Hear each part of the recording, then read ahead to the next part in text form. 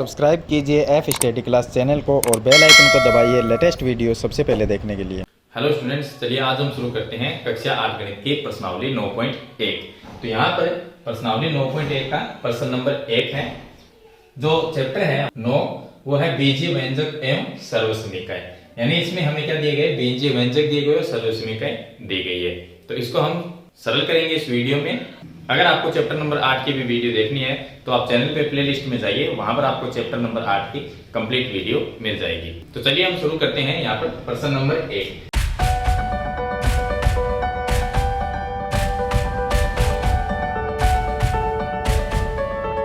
इसमें हमें दिया गया है कि निम्नलिखित व्यंजकों में से प्रत्येक के पदों और गुणांकों को पहचानिए।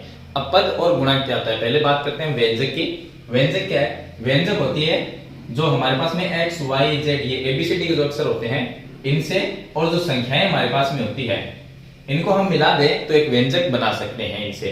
जैसे कि यहाँ पर बना हुआ है, अगर मैं यहाँ पर लिख दूं 4x प्लस 3y, इस तरह से हम लिखते हैं तो ये क्या है? व्यंजक है। जैसे कि यहाँ पर लिखा हुआ है 5xyz स्क्वायर माइनस 3zy, तो ये सभी क्या है? व्यंजक है। इनमें संख्या भी है और जो ABCD के अक्षर है जो XYZ है वो भी है। अब जो संख्या होती है, ये जो संख्याएं हैं ये क्या होती है? अचर होती है। यानी अचर का मतलब ये हो गया कि इनका मान है वो बदलता नहीं है। अगर एक है तो एक को हम एक ही लिखेंगे, एक का मान कभी बदलता नहीं है। अगर दो है तो दो को हम दो ही लिखेंगे, क्योंकि ये अचर है, इनका मान कभी बदलता नहीं है। और जो XYZ होते हैं ये सभी क्या है? चर है। इनको हम चर कहेंगे क्योंकि x, y और z इनका मान कुछ भी हो सकता है। जैसे कि हमारे पास में अगर कोई समीकरण हो, उस समीकरण में अगर ये x है या ये y है तो x और y का मान हमें पता नहीं है। जब हम इस समीकरण को सरल करेंगे तो x और y का मान कुछ भी आ सकता है, हमारे पास में कोई भी इसका मान आ सकता है। इसका मतलब है कि x का मान कुछ भी आ सकता है। किसी समीकरण में हमारे पास में 4 भी आ सकता है, और इसके अलावा कोई अदर हमारे पास में समीकरण हो तो उसमें x का मान यहाँ पर 9 भी आ सकता है। यानी x का जो मान है वो फिक्स नहीं है। x, y, z ABCD कोई भी, यानी कि कहने का मतलब चर जो है उसका मान यहाँ पर बदलता रहता है। तो ये क्या हो गए? चर हो गए, और संख्या क्या है? अचर है। अब हम बात करते हैं पद की। इसमें हमें पद भी ज्ञात करने और गुणांक भी ज्ञात करना है। पद यहाँ पर देखिए, ये जो एक समीकरण मैंने लिखी है 4x प्लस 3y, इसमें पद कितने हैं? अब जो बीच में ये चिन्ह है प्लस का, इससे पहले और इसके बाद में यहाँ पर देखिए, इसको हम एक पद कहेंगे और इसे हम दूसरा पद कहेंगे। तो ये पद हो गया एक और ये हो गया दो, तो टोटल कितने पद हो गए? इसमें 2 पद हो गए। इसी तरह से हम ये लिखते हैं x plus y plus z. यहां पर देखिए पद की बात करें तो 1, 2 और 3, यानी जो चिन्ह होता है प्लस और माइनस, इनसे हमें देखना है कि चिन्ह के पहले और बाद में कितने हैं। तो यहाँ पर 1, 2 और 3, तो दोनों के बीच में प्लस का चिन्ह है, और चिन्ह से पहले और बाद में जो भी हमारे पास में पद है तो 1, 2, 3 पद हो गए।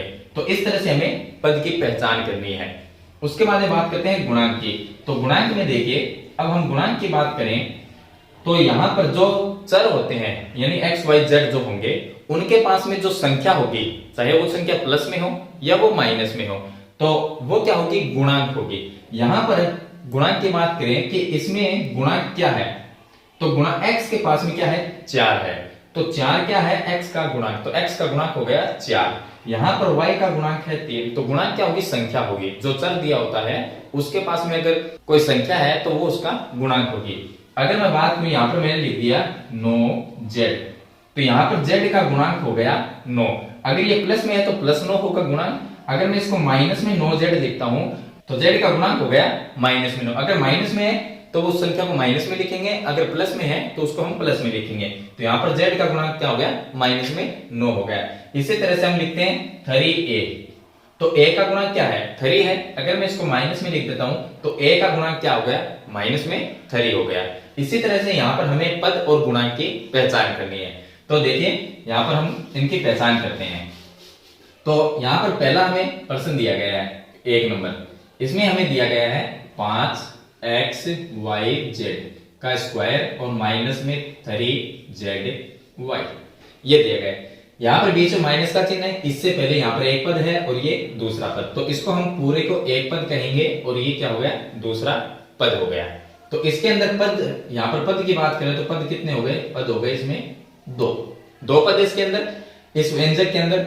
और गुणांक की बात करें तो यहां पर देखिए गुणांक क्या है, एक्स वाई जेड, इन सब एक्स वाई जेड का स्क्वायर जो है इसका गुणांक क्या है 5 है। जो संख्या है वो गुणांक होती है, तो हम क्या लिखेंगे कि यहां पर 5 एक्स वाई जेड स्क्वायर, इसके अंदर गुणांक जो है, गुणांक क्या होगा, अब यहां पर ये 5 को हटा लेंगे तो एक्स वाई जेड स्क्वायर रह गया। इसका गुणांक क्या है, इसका गुणांक है 5, ये इसका गुणांक है। यहां पर z और y इसका गुणांक क्या है 3 है, लेकिन ये माइनस का चिन्ह है तो माइनस में 3 लिखेंगे। तो गुणांक यहां पर z और y का गुणांक हो गया माइनस में 3, तो यहां पर हम लिख देंगे गुणांक, ये हो गए गुणांक। जो चर होते हैं उनके पास में जो संख्या लिखी होती है वो गुणांक होता है। इसी तरह से सेकंड क्वेश्चन देखिए, इसका सेकंड क्वेश्चन में मैं बता देता हूं आपको। देखिए ये है हमारा सेकंड क्वेश्चन, इसमें पद कितने हैं तो 1 2 3 पद है इसके अंदर, क्योंकि बीच में चिन्ह लगा हुआ है प्लस का, तो यहां पर 1 2 और 3 हो गया। तो यहां पर हम लिख देते हैं इसमें पद हो गए 3 पद हो गए। अब गुणांक की बात करें तो पहला जो पद है 1, उसके पास में कोई भी संख्या नहीं है। अगर कोई भी संख्या नहीं है तो हम ये मान लेंगे कि उसका जो गुणांक है वो क्या है 1 है। तो 1 का गुणांक हो गया 1, उसके बाद में x है, दूसरा क्या है x, तो x का गुणांक आपको इस तरह से लिखना है जैसे कि x का गुणांक। अब x के पास में कोई संख्या नहीं है तो हम 1 मान लेंगे कि x का गुणांक 1 है। उसके बाद में आता है x स्क्वायर, तो x स्क्वायर का गुणांक क्या होगा, x स्क्वायर का गुणांक होगा 1, क्योंकि इसके पास में भी कोई भी संख्या नहीं है तो इसका गुणांक क्या हो गया 1 हो गया। चलिए आगे देखिए, इसी तरह से हम आगे वाला जो क्वेश्चन है 3 नंबर, इसके अंदर देखिए 3 नंबर इसका जो क्वेश्चन है उसमें पद कितने हैं 1 2 और 3, क्योंकि बीच में यहाँ पर माइनस लगा हुआ है, यहाँ पर प्लस लगा हुआ है, तो इनमें 1 2 और 3 पद हो गए। तो यहाँ पर पद की बात करें तो हो जाएंगे हमारे पास में 3 पद हो गए। अब पहला क्या है हमारे पास में 4x स्क्वायर और y स्क्वायर, तो हम 4 को छोड़ देंगे, हम ये देखेंगे कि x स्क्वायर और y स्क्वायर का गुणांक क्या है, तो x स्क्वायर y स्क्वायर का गुणांक, इसका गुणांक क्या है, x स्क्वायर और y स्क्वायर के पास में संख्या कौन सी है 4 है, तो इसका गुणांक हो गया 4।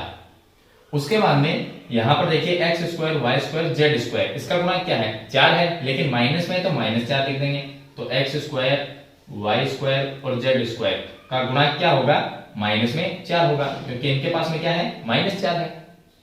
उसके बाद में जो z स्क्वायर है, z स्क्वायर इसका गुणांक क्या होगा, तो z स्क्वायर का गुणांक होगा, इसके पास में कोई भी संख्या नहीं है z स्क्वायर के पास में, तो इसका गुणांक क्या लिखेंगे 1 लिखेंगे। तो ये हो गया z स्क्वायर का गुणांक 1 हो गया। इसी तरह से क्वेश्चन नंबर 4 देखिए, इसका जो 4 नंबर क्वेश्चन है उसमें हमें ये दिया गया है, यहां पर ये हो गया 4 नंबर। इसके अंदर देखिए पद कितने हैं 1 2 3 और 4 इसमें पद हो गए, तो मैं यहां पर लिख देता हूं पद बराबर 4 इसमें पद हो गए। उसके बाद में अब यहां पर गुणांक की बात करें तो पहला क्या है 3 है, पहला क्या है 3, तो 3 का गुणांक, 3 का गुणांक, तो 3 का गुणांक क्या हो जाएगा, देखिए अब 3 जो है उसके पास में कोई भी और संख्या नहीं है, तो 3 का गुणांक हम क्या लिखेंगे 1 लिखेंगे 3 का गुणांक, क्योंकि जो पद है 3 उसका गुणांक क्या है 1 है, तो वो हम 1 लिखेंगे। उसके बाद में आता है माइनस पी क्यू, यानी कि पी क्यू लेंगे, तो पी क्यू आता है, तो पी क्यू का गुणांक क्या होगा, अब देखिए पी क्यू का जो गुणांक होगा वो होगा, अब पी क्यू के पास में कोई संख्या तो है नहीं तो हम 1 मानेंगे, लेकिन माइनस का चिन्ह है तो माइनस को साथ में लेना है, तो हम क्या लिखेंगे -1 लिखेंगे। उसके बाद में आता है क्यू आर, तो यहां पर Q और R, QR का गुणांक क्या है, QR का गुणांक होगा प्लस में 1, क्योंकि इसके पास में भी कोई संख्या नहीं है तो हम 1 मान लेंगे, लेकिन प्लस का चिन्ह है तो +1 मानेंगे, तो +1 को हम 1 लिख देंगे। उसके बाद में आता है RP, यहां पर मैं लिखता हूं RP का गुणांक, आपको ये नाम लिखना है बीच में गुणांक, तो RP का जो गुणांक है वो कितना होगा, RP का गुणांक क्या है, उसके पास में कोई संख्या नहीं है तो हम 1 मान लेंगे, लेकिन माइनस है तो -1 मानेंगे, तो ये हो गया -1 हो गया। इसी तरह से चलिए यहां पर आते हैं 5 नंबर क्वेश्चन में। क्वेश्चन नंबर 5 के अंदर देखिए यहां पर पद कितने हैं, तो इसके हम पद की बात करें तो इसमें पद हो जाएंगे 3, 1 2 3 पद हो गए, तो मैं लिख देता हूं 3 पद हो गए। उसके बाद में अब यहां पर गुणांक हमेशा x y z में ही हम देखते हैं, तो पहला क्या है x है, इस x बटे 2 को हम क्या लिख सकते हैं, देखिए ये जो x बटे 2 है इसको मैं लिख सकता हूं 1 बटे 2x, इस तरह से लिख सकते हैं। अब देखिए इस समीकरण को मैं थोड़ा सा चेंज करके लिख देता हूं, अगर आपको समझ में नहीं आता तो इस समीकरण को हम देखिए क्या लिख सकते हैं। इसको मैं लिख सकता हूं 1 बटे 2x, x को मैंने अलग लिख दिया, और प्लस इसी तरह से यहां पर भी लिख सकते हैं 1 बटे 2y और माइनस में x y। इस समीकरण को हम इस तरह से लिख सकते हैं क्योंकि x को जब मैं 1 से गुणा करूंगा तो ऊपर वापस x आ जाएगा और ये y को 1 से गुणा करेंगे तो y आ जाएगा। तो इस समीकरण को हम ऐसा लिख सकते हैं। अब हम इसमें पद देखेंगे तो पद हो गए 3, मैंने आपको बता दिए हैं, 1 2 और 3 पद हो गए। अब पहला क्या है, पहला है x, पहला है x, तो x का गुणांक क्या होगा, x का गुणांक, x का मैं गुणांक बता देता हूं आपको। x का गुणांक, x के पास में संख्या है 1 बटे 2, तो 1 बटे 2 क्या हो गया, इसका गुणांक हो गया। उसके बाद में y का गुणांक देखेंगे, वो भी 1 बटे 2 होगा, तो यहां पर लिख देंगे y का गुणांक भी क्या होगा, 1 बटे 2 हो जाएगा। उसके बाद में x y है, x और y, x y का गुणांक क्या होगा, यहां पर देखिए इसके पास में कोई संख्या नहीं है तो हम क्या मानेंगे कि 1 है, लेकिन माइनस में है तो -1 लिखेंगे, ये होगा माइनस में 1। इसके बाद में इसका क्वेश्चन नंबर 6 नंबर जो क्वेश्चन है इसके अंदर देखिए पद की बात करें तो 1 2 और 3 पद हो गए, तो यहां पर मैं लिख देता हूं पद, तो इसमें हो गए 3, और पहला है a b और यहां पर भी b है, तो a का गुणांक क्या है, पहला है a का गुणांक, a का गुणांक यहां पर होगा, जो संख्या है वो होगी, ये संख्या क्या है 0.3, तो मैं लिख देता हूं 0.3। आगे है ab है, तो मैं लिख देता हूं यहां पर ab का जो गुणांक होगा वो क्या होगा, ab का गुणांक माइनस में 0.6 होगा, माइनस में 0.6। उसी तरह से यहां पर b है, तो b का जो गुणांक होगा वो मैं लिख देता हूं, b का गुणांक होगा, b के पास में जो संख्या है गुणा में, गुणांक का मतलब जो गुणा में संख्या होगी, तो यहां पर क्या है 0.5 है, तो यहां पर हम लिख देते हैं 0.5। तो ये इनके पद और गुणांक इस तरह से लिखे जाते हैं। तो मैंने आपको बता दिया कि व्यंजक में पदों को और गुणांकों को किस तरह से पहचाना जाता है, यानी कि जो चर होते हैं उनके पास में जो संख्या होती है उसके गुणा में जो संख्या होती है वो क्या होती है, उसका गुणांक होती है। अगर मैं आपको बताऊं, यहां पर मैंने लिख दिया 6xy, तो xy का गुणांक क्या है, 6 है। अगर मैंने लिख दिया 9ab, तो ab का गुणांक यहां पर क्या है, 9 है, क्योंकि ab के गुणा में क्या है, 9 लिखा हुआ है। अगर मैंने सिर्फ xy लिख दिया या मैंने सिर्फ x लिख दिया, तो इनका कोई गुणांक पूछे तो xy का गुणांक क्या होगा, इसके पास में कोई संख्या नहीं है इसके गुणा में, तो हम 1 मान लेंगे, तो इसका गुणांक क्या होगा, 1 होगा। इसी तरह से x जो है इसका गुणांक भी क्या होगा, 1 होगा। तो इस तरह से हम गुणांकों की और पदों की है वो पहचान करते हैं। तो ये है इसका प्रश्न नंबर 1 कंप्लीट। मैंने आपको इसका प्रश्न बता दिया है कि गुणांकों के और पदों की हम पहचान किस तरह से करते हैं। अगर आपको कक्षा 8 गणित की सभी वीडियो आपको देखनी है तो इस चैनल को आप सब्सक्राइब कर लीजिए, और वीडियो अच्छी लगे तो इसे लाइक और शेयर जरूर करें। हम मिलते हैं इसकी नेक्स्ट वीडियो में, तब तक के लिए थैंक यू।